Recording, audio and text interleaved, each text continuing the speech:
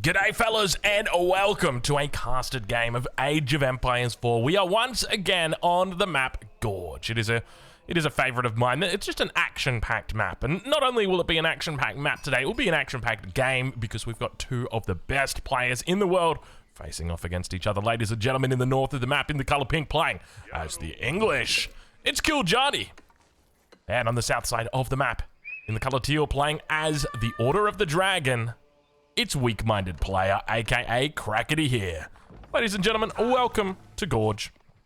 One of the things you've got to be very careful of in this map, or with this map, is your sheep spawns. I think they did fix it up, but I remember playing on this map and just getting absolutely destroyed on the sheep spawn. It looks like for our openings here, we don't see any 2 scout openings, so you wouldn't really expect that out of an English player. Order of the Dragon, I mean, we haven't really seen players, Order of the Dragon players at least, go into professional scouts recently. It's mainly been the Rus and the Chinese. The Chinese in particular have been absolutely loving it. And I tell you what, if you're loving this content right now, go ahead, hit that like button, hit that subscribe button if you haven't already hit it. Now, let's talk a little bit about this matchup and about the fun that awaits us, because these two civilizations are behemoths in the late game, but that's not just where they are strong. Of course, the Order of the Dragon definitely spikes in power once it's got its relics, and the English arguably is strong the entire game. Maybe not strong, but they're good. They're, you know, you can play them in any age. They're versatile, they're flexible, and I think that's one of the things that people love about them. You never really know what you're going to get. Is it going to be a Council Hall, an Abbey of the Kings? Is it going to be longbows? Is it just going to be 2 TC and a fast castle? That's the big question, but I think in this matchup especially, one of the big keys here for the English is going to be looking to deny relics away from the enemy. So how do you go about doing that? I think the answer is that you want to try and get maybe a handful of units out and just go straight to Castle Age. Look to put pressure on towards these relics and deny any potential prelates that come out. Abbey of Kings is going to be important here. Nice little spot for it here at the front of the base, and that'll allow you to get out, put some pressure on the enemy, and we'll kind of force them to either go for a Rax or put an outpost down on their gold, or maybe do both of those things.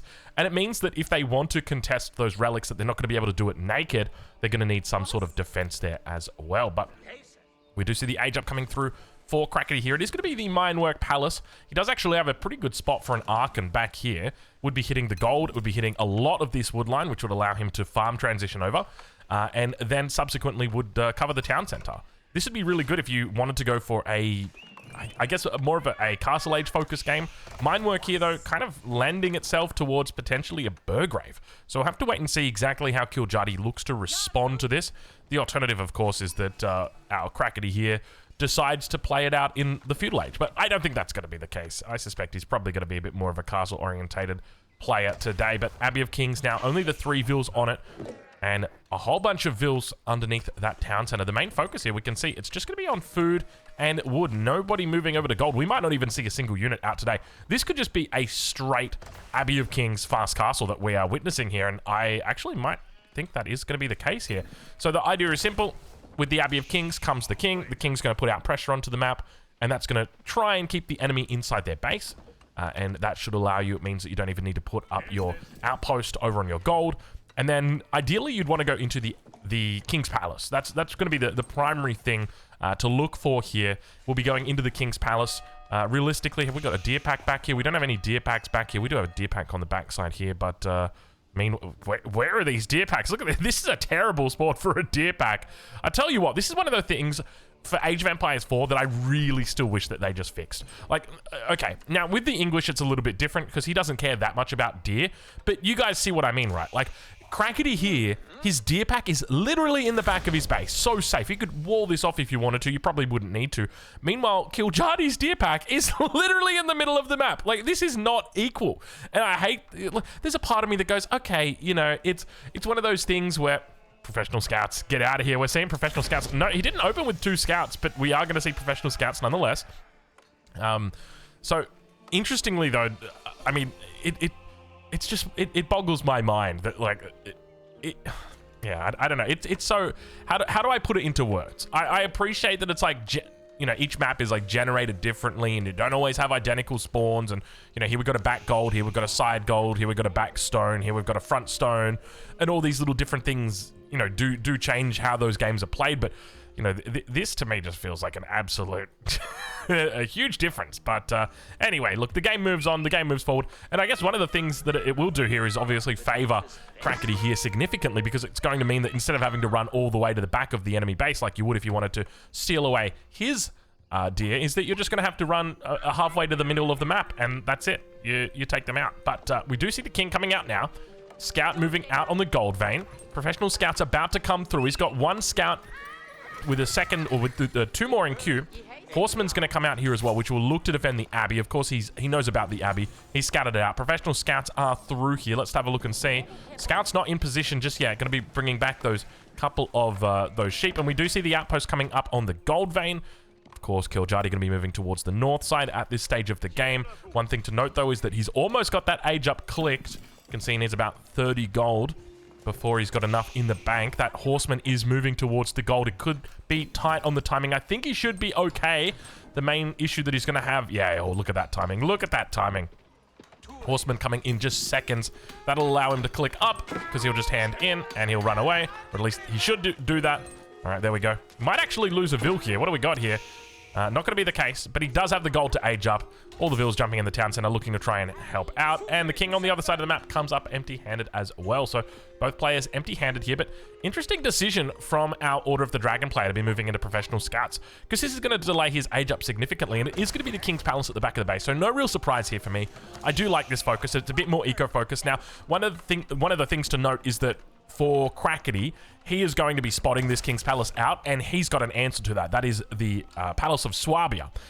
So it will be very key for him to go to Imperial Age in this game.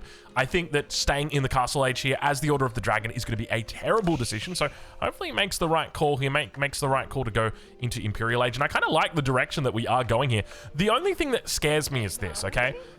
By going into Professional Scouts, you delay your Castle Age. Right? And by delaying your Castle Age, you delay gathering relics. And by delaying gathering relics, you're potentially losing those relics. And look at the timing we're seeing here.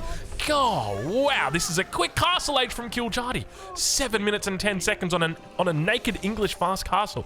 That is ridiculous how quick that is. So Monastery should be the first thing that he drops down here. I guess he could also look to go into a Rax or something as well, just to try and fend off the Gilded Horsemen. But after that, we will see the Monastery, and we will see him start to contest these relics. Meanwhile, on the side of Crackety, to be honest, I don't really mind what Crackety's gone for here. I think this is actually pretty decent, pretty smart. The main question I'm going to have is how many relics is he actually going to be getting here? Because it could be that he only gets 3 relics. But to be honest, even 3 relics into Fast Imperial is not going to be terrible for him. But ideally, you'd want to get 4. All right, well, we'll check in back on the north side. A little burp coming through for me. I'm drinking up that delicious cider. I've got some premium Swedish cider right here, Preem. And it is going to be a Burgrave. Okay, we are starting to see the Burgrave meta begin and build.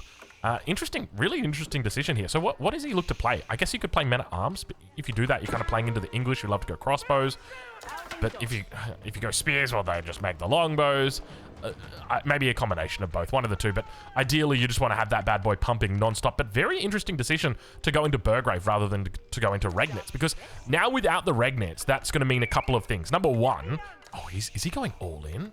There's no way he's going all in here. Look at this. 2 stables together with a Burgrave. Maybe he just knows the enemy hasn't gone for White Tower, so he says, you know what I'm going to do? I'm just going to try and take you out here. Definitely a viable option for him. Outpost will get spotted out by the Gilded Horseman. He will look to deny it. It's a nice little defensive outpost, and you can see that Vil might go down. Should definitely go down here. That's going to be the first one of the game. Going over to Crackety here. Burgrave Palace still slowly being built up. Spearman on the front. Going to cop a couple hits on this scout. Meanwhile, the Gilded Horseman does go down, so a little bit of a mistake there from Crackety. He got a second Vil, though, so maybe not a mistake. I mean, do you really? Is it worth it? Yeah, probably. In the long run, in the scheme of things, it's probably worth it. All right, Castle Age comes through 9 minutes, so about 2 minutes later. But we do see the Monastery going to be coming up as well. Let's check in on the other side. Interestingly, still no Monastery coming out here for Kiljardi. Very curious decision. I guess he's looking to fight just with units on the battlefield. There's the Monastery. Okay, Monastery finally coming in. And you know what's funny is before we talked about it, we said, okay, what if he makes men-at-arms? Well, then he makes crossbows, or spearmen. Well, then he makes longbows. We didn't mention these bad boys. We didn't mention these bad boys. Have a look at this. We got the swing to win right here. It is the Landsknechte. All right, well, how many relics has Kiljardi spotted out, and has he spotted all of them? It looks like he has. Yeah, he spotted every single relic on the map, so he knows where everything is. So I think first relic you'd be looking to take would be this one towards the south side, and then probably this one over here. Then you'd be sending your troops up towards the north to try and contest this relic. Then, of course, the last relic that you're going to be looking to take is this one, because it's so far away from the base already, but it's even further away from your enemy's base. Oh, I tell you what, that cider is good. Jeez Louise. It's Christmas time, so I said, you know what, I'm going to go grab a case of the good stuff. But it looks like he's actually going to do the opposite. So he's going to head north, and then, I guess, look to send the army down to the south side and contest relics. Interesting decision. So basically saying, I'm not going to even contest the fifth and final, or the safest relic. Relic does get picked up by the prelate. You can see Crackety might manage to just make it through the stealth. Oh, you love to see. Oh, he just got spotted out. You saw that. Somehow they saw through the stealth forest around the side. He can look to get a walla lol here. Once he's taken a couple hits. There we go. He now looks to try and put it down. Spears are just going to commit here. That's going to be a conversion almost certainly. No, it goes down. He took one too many hits, and that was it. The walla lol not successful. Doesn't take the spears. Doesn't keep the relic. And now he's in a little bit of strife, because there is going to be religious units heading out on this map. There they are, down towards the south side. We can see that Crackety needed to be out over here. These units needed to be on this relic. We were talking about the whole concept of it. The way that you want to try and fight it is you send prelates to one side and military units to the other. And normally the first relic that you want to take is the side that you're being non-committal to. You just want to send, that prelate off there, quickly grab the relic, and then it's largely about the fight over on the other side. But we do see those spears looking to come through. He's going to drop the carcass, heads on out. The Lanch connector come through. They're going to be cleaning house. He's already got 3 of them out. Very nice to pick up here, but that will naturally cause the opponent to make longbows. There's no way they're going to be living this game without those bad boys. First relic now picked up for Kiljardi. Second one on the way shortly. It's this safe relic, so he will at the very least have 3 relics, though. There is a good chance that Crackety doesn't actually secure 3 relics here. He does have a decent amount of units, though, in position down towards this south side. It is, unfortunately, however, cavalry. It feels like almost a bit of an overreaction, right? Like, he sent 3 Lanch Connector up to kill these 3 spears. Meanwhile, like, what's the purpose of that? Why do... Like, to me, it just doesn't make sense. You can send 1 there, but 3, massively overkill. And now it means that there's a potential that you lose this 3rd relic. Ideally, we should have been able to keep that 4th relic as well.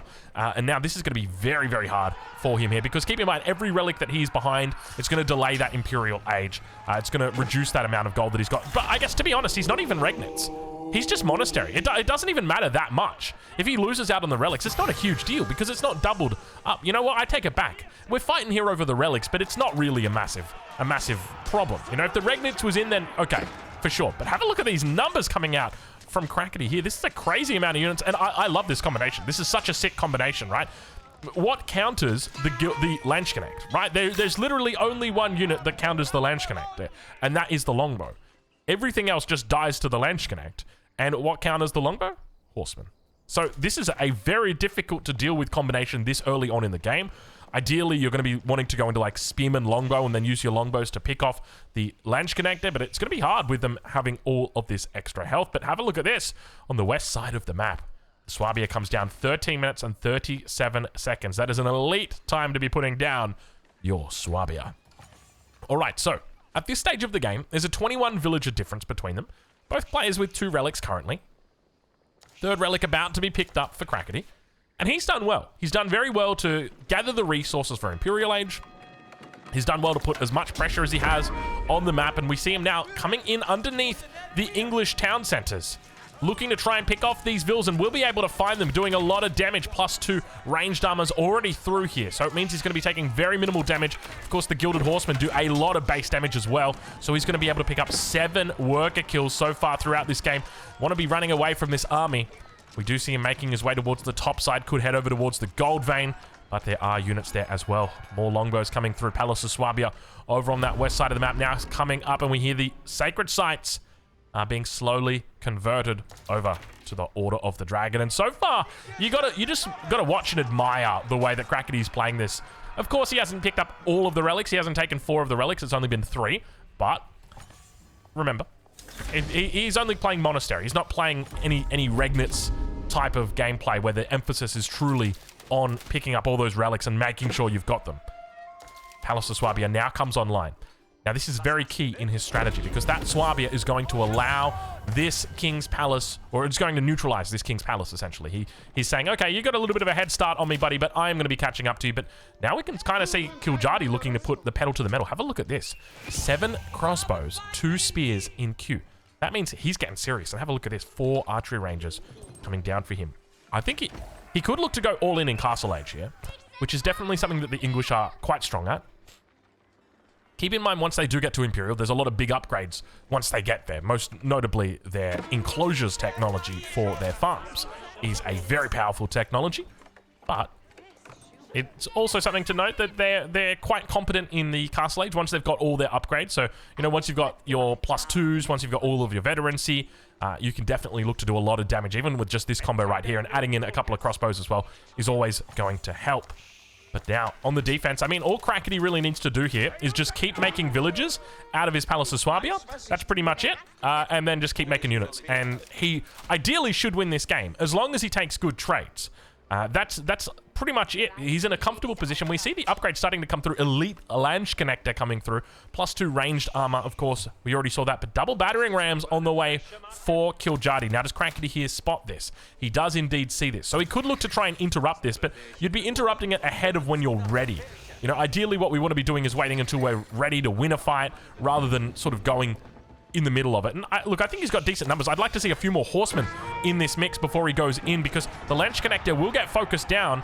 You can see they're going to run through now. Look, 1 shot, 1 kill. And that's the tough thing about making these Lange Connector. Even they're elite upgraded, even they've got +2 ranged armor, they just get picked off so damn quickly. And that's one of those things where it's like, it's very hard to justify them up against an English player because of their likelihood of building up a big mass of longbows. So the more horsemen you've got, obviously, the more it's going to make sense. You can see a couple scouts down towards the south side, but I think he may have gone a little bit... Okay, there we go. 3 more from the north. They're all a bit low health, but it's definitely going to help with the mass. He's able to clean it up, and for the moment, the military advantage is still in favor of Kiljadi when it comes to population, but you'd have to say, from a tempo perspective, I think Crackety should have it. All right, well, battering rams get repelled. It looks like a single house was taken down, so quite an investment just to take down a single house, but it was more an opportunity. Lange Connector now moving out, and this is where they excel, because now all of a sudden you don't have that critical... Ooh, that's a lot of units that just came in for Kiljadi. That is a huge amount of units that just came in for Kiljadi. And look at the amount of resources that are in the bank here for Crackety. He needs to start spending these resources, and that's going to be a big problem. I'd love to see a siege workshop thrown down from him and a Mangonel. It's a little bit hard to justify going into adjustable crossbars this early, but it would definitely make a big dent. I think ideally you just like to see 2 or 3 mangoes to come out here for him. And then on the defense, you know, even men-at-arms would be absolutely fine here. But I guess one thing to note is that with all of this gold that he's got in the bank, he needs to be spending it. So naturally the best way to do that is by making gold-heavy units. And the men-at-arms, of course, is not that gold-heavy unit compared to the Lange Connect. You've also got your elite upgrades on your Lange Connector compared to your men-at-arms, which you don't even have the Castle Age upgrade for them. But we do see the Siege Workshop now going to come down for him. How are the other upgrades doing? No double broadaxe just yet? Am I seeing that right? No double broadaxe? Okay, interesting decision. No wheelbarrow. No horticulture. Crackety here. I'm going to have to reprimand you on this front. These upgrades should have been in the moment you clicked Castle Age, my friend. But unfortunately, he is struggling. Emergency repairs is in play. He could look to pop it, but he might be wanting to save it. You can see the way that Kiljadi is moving in towards the monastery, that he might be thinking, okay, where am I actually going to use this emergency repairs? Looking to pick up reinforcements. There's a lot of units back here as well. Should be able to pick them off without too much trouble. Very smart move from him. Vils could look to try and repair this stable and emergency repairs on the monastery. No, he's going to go the other way.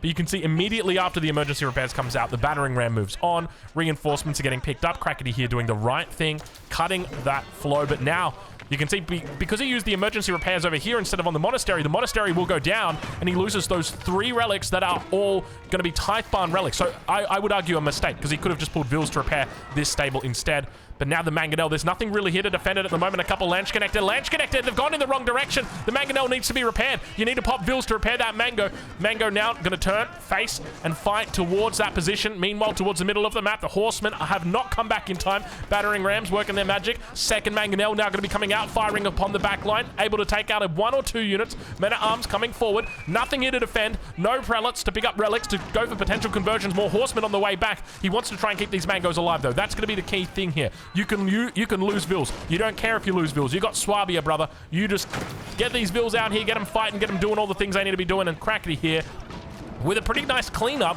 but it's not over until the fat lady sinks, because as you can see, the battering rams are still working down the Burgrave. He's holding for the moment. The Mango's firing off towards the longbows. Spearmen working down these villagers, trying to get them off. Say, get off my damn Mango, and he's actually able to focus down the Mangonel. Number 1's gone down. Second one still stands strong. Meanwhile, towards our west side, we do see the Burgrave now being emergency repaired. This whole time, the relics are on the ground, and all of this was the consequence of not emergency repairing the monastery and instead emergency repairing the stable.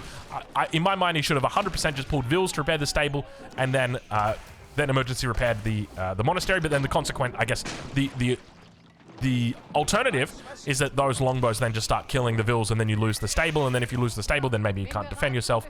So perhaps the decision was the right call in the end. All right, well, the pressure is building once again. Kiljardi, look at this, 31 military population, and he is just going ham. Let's check in with the income or the economies for these two players. 1,900 food on the side of Kiljardi.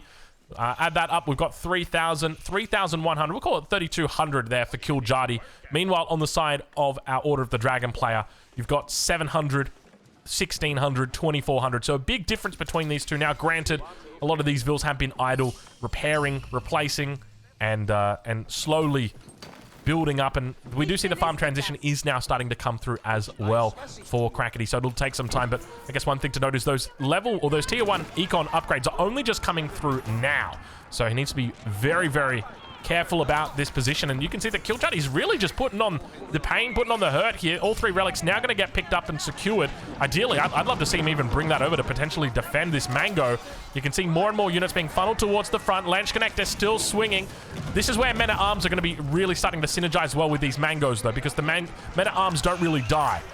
Now, too many spears in the face of the Mangonels. The first Mango will go down, and the second one about to be taken as well. Despite having that cute little choke point, it's not going to be enough. The Mango comes off at point blank and goes down to the enemy spears. Horsemen now inside the base, inside the face.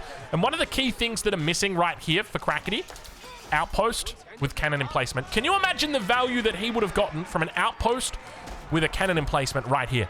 Can you imagine? It has been non-stop fighting underneath this town center, and that single outpost would have racked up probably 45 kills at this point. It's a tiny little investment. Now, granted, you don't really have stone. You can see that on the minimap, where's Crackety's stone? He's got a couple that are out here. He's got one in the front of the base, which we kind of pointed to a little bit earlier, and he's got this stone up towards the top side. So he would need at least, what does it work out to be? Like maybe 330 stone, something in that region for the fortification, as well as the cannon emplacement. But I tell you what, getting that upgrade through would have just saved him so much trouble, so much pain as well. But now, Imperial Age going to be coming online for our English player. It's going to be the Wingard Palace. A lot of palaces in this game. We've got the Palace of Swabia. We've got the King's Palace. We've got the Wingard Palace. No Berkshire Palace today. Meanwhile, towards the south side, it's an unfortunate decision on where to put your farms. How does he know? Is he just coming down for a bit of a scout? Well, he's going to find it. And unfortunately for Crackety here, he doesn't see anything. There's 16 Vils here. A little bit of a raid on the north side. He actually tried to interrupt the Wingard. Not going to be able to find it. Meanwhile, down to the bottom side, it's an absolute massacre. That Vil count is really going to start dropping here for Crackety. You know, it's okay to lose Vils if you're losing them for something, right? Like, if you're losing your Vils because you're repairing a Mangonel, that's fine. But if you're losing your Vils for nothing, which is what's happening over here, it's painful. It's really, really painful stuff. Outpost coming up in the front. You can see how much line of sight it's got. Maybe another outpost over here could look to work some magic. But those horsemen now going to be repelled away. We're right on board with Kiljardi as he starts to get these Imperial Age upgrades through, most notably specialized pick. It is a very it's standard. You click the Imperial Age button, then you get your specialized pick upgrade. This is a normal technology. Do not fret, ladies and gentlemen. Enclosure's still probably not yet clicked. Yeah, it'll be coming through short. There we go. Now it's coming through. It was even this mill that he clicked. There you go. All right, well, more aggression on the front. And you can feel, yeah, Crackety's going to be going in for adjustable crossbars. This is definitely the right call here. So I think Mangonels together with Men-at-Arms, and he's moving into Men-at-Arms. We see Golden Cuirass coming through. He's also looking to build Men-at-Arms. So I think this is 100% the right play for him. Mangos plus Men-at-Arms. And I don't know how you lose with that other than just your enemy having a much greater military number like what they've got at the moment. Oh, he's also going into Wingard Footmen. That's another thing to note. Wingard Footmen could be quite good here. They do get bonus damage against cavalry as well, so these horsemen kind of getting beaten by these pseudo spears. All right, I'm going to take one more swig of my drink here. Give me a second. You hate to see it. You hate to see it. Units just being thrown away for what? For what? They got no reason, no rhyme, and they just get caught out of position. He loses only about 3 or 4 of them there. Fortunately manages to keep the majority of them alive. But I tell you what, it's one of those things where it's just like, it shouldn't be happening. Mango's moving out way too far. No, no, no, no, no. You don't have the army right now to deal with it, but the Mangos get some good shots off. He kites back a little bit here. Outpost on the front, no emplacements just yet. Mango's, he's going to look to try and find a way through. Men-at-Arms, where are they? They're defending on this backside. The numbers here are not really that good for Crackety here. He's going to try and get another shot off. It's beautiful. It's big. He's working down these longbowmen. They've got their elite upgrades through, taking out the prelates on the backside. The Men-at-Arms, as well as the horsemen, still standing strong. Lance Connect there looking to spin to win, and he's able to bring down the enemy forces. Third Mango now going to be coming out. More spears getting thrown into gear. Mango gets some shots off down the middle, but we do see the first of them going to be taken out here. Second one also going to go the way of the Dodo, and it's going to be the Wingard Footmen that are actually leading the charge here to take down these Mangonels. Another Mango now going to be coming out, but it's another case of just not having enough units to actually protect his investment, and that's these Mangos. These are so heavily upgraded at this stage of the game. You have to be able to protect them with units, and we can see just how much he's struggling here to keep that. Oh my god, look at the macro. Oh, you hate to see it. You know, when you see this kind of macro as a player, you just know in your heart of hearts, you're like, oh my god, this 4,400 wood should have just been like 30 farms, right? And that should have translated over to a whole bunch of food per minute, which obviously you just put down a whole bunch of Raxes and just be spamming Men-at-Arms right now. But you can see he's got 2 units in queue. He's literally got 2 units in queue on this defense. It's a really tough spot to come back from in a situation like this. And now all 3 sacred sites are taken. You're down by 20 vills. You're down by 40 military pop. And this is where it gets really hard. I think the biggest mistake was just not having that safe and secure outpost in the back of the base. Had this come up a little bit earlier, and we can see the Rax is now getting thrown down, but you can't help but feel JoJo's hit single from 2005 just playing in Crackety's head right now. You know it's just too little too late. Oh my gosh, yeah, you hate to see it. You really do. But yeah, I think that outpost there just would have gotten so much value. And you just play around the outpost, right? Your enemy would never want to fight you under the outpost, so you can use that to repel against any units wanting to fight against your Mangonels. But it's easier said than it is done. Towards that north side, the Vil expansion continues. The upgrades coming through. We see Arrow Volley now for the Longbowman is coming online. He's up to 21 Wingard Footmen. And we're seeing the Wingard Footmen taking over 1v1 right now in the Imperial Age. Look at them as they chase down all the enemy units. They were instrumental in the last fight, taking out the Mangonels. The Wingard Footmen definitely saved the day here for Kiljardi. But now, at 194 population against 121, you can't help but feel like it may be all she wrote for our Order of the Dragon player. You hate when that happens. You really do. Talk about long distance gathering right here, folks. Yikes. All right, more units moving towards the north side. Vils are evacuating. It's the only gold he's got that is safe, because the one down towards the south is being looked after. Let's just put it that way by Kiljardi.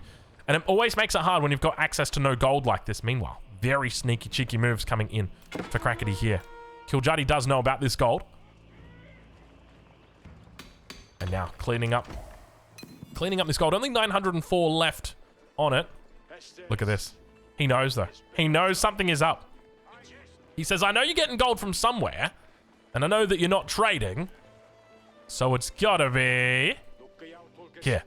Now, we can't actually see the lines. I think that's probably a setting that I'm gonna need to turn on in my UI. Oh, there we go. It only came up for the rally points. Caught, red-handed. Look at that. Get off my gold, my friend. That is not your gold. Serpentine powder now coming through as well for Kiljardi. for those hand cannoneer upgrades. And now towards the top side, Vil's getting absolutely mauled on the gold vein. I don't even know if he's under attack there, but the Swabia is now going to be attacked. And you can see the remnants of the army here for Crackety here. He's got 40. He's actually built up a decent amount of army. The Mangos get some good shots off on the front line. Lanchconnect together. They've got their Zornhaus spears, but those Vils in the north just getting absolutely mauled. Units trickling through the base right now with Crackety here as Kiljardi just looks to dot lines everywhere. Down to 80 Vil pop versus 137. Things are starting to get bad, and I suspect they're probably going to get worse. Meanwhile, that top side has been completely obliterated. Crackety cleaning up once again 30 minutes into this game, but he's falling behind considerably on that Vil count, down to 76 now. He's lost 69 Vils this game.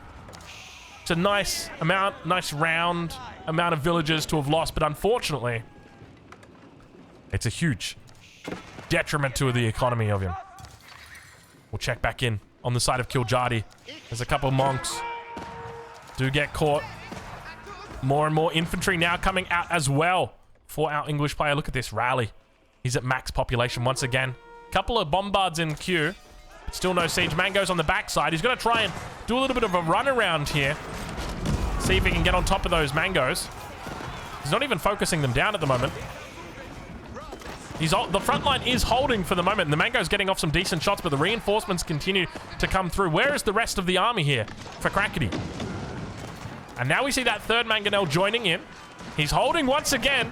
I tell you what, the story this game has been Kiljardi's enormous army just barely going even with the army of a much smaller Crackety here. And that's going to be it.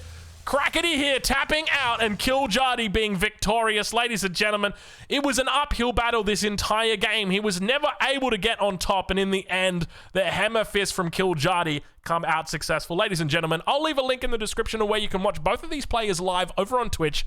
Go say good day from me, and I'll catch you in the next one.